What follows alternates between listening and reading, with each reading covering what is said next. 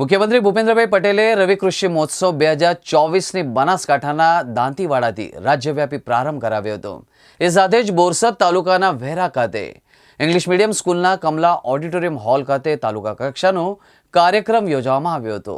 આ પ્રસંગે નાયબ મુખ્ય દંડક રમણભાઈ સોલંકીએ પોતાના પ્રાસંગિક પ્રવચનમાં કહ્યું હતું કે કૃષિ પ્રધાન દેશ ભારતમાં સૌથી વધુ લોકો ખેતી પર નિર્ભર છે। જે કૃષિ પ્રધાન દેશમાં જ કૃષિ ક્ષેત્રને સશક્ત બનાવવામાં આવે તો દેશના વિકાસની સાથે સાથે જીડીપીમાં ચોક્કસ વધારો થશે, તેમણે ભારપૂર્વક જણાવ્યું હતું। કૃષિ મહોત્સવ દરમિયાન કૃષિ બાગાયત, આત્મા પ્રોજેક્ટ, પશુપાલન, મત્સ્ય ઉદ્યોગ, મિલસેટમાંથી બનાવેલા વાનગીઓનું પ્રદર્શન, સેલ્ફ હેલ્પ ગ્રુપ, પ્રાકૃતિક કૃષિ પેદાશ વેચાણ અને પ્રદર્શન સાથે સૂક્ષ્મ પિયત પદ્ધતિ, ફાર્મ સહિત સ્ટોલ ઉપરાંત વિવિધ નાગરિકલક્ષી સેવાઓ આપતા સ્ટોલ ઊભા કરવામાં આવ્યા હતા। આ સાથે જ પશુપાલન વિભાગ દ્વારા સ્થાનિક કક્ષાએ 2 દિવસના પશુ આરોગ્ય કેમ્પનું પણ આયોજન કરવામાં આવ્યું હતું। ગુજરાત સરકાર દ્વારા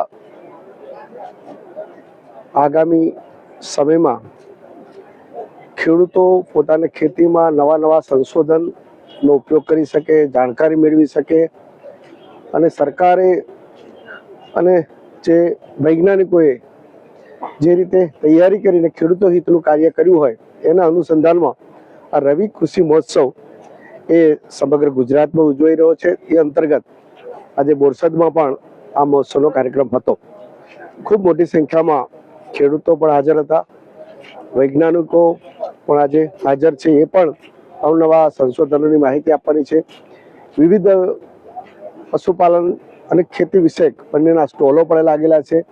કૃષિ ક્ષેત્રે નવા સંશોધન થયેલા છે એની માહિતગાર કરવા માટેનો આ એક સુંદર કાર્યક્રમનું આયોજન એ ગુજરાત સરકાર અને આણંદ જિલ્લા પંચાયતના ખેતીવાડી ખાતા દ્વારા થયેલું છે।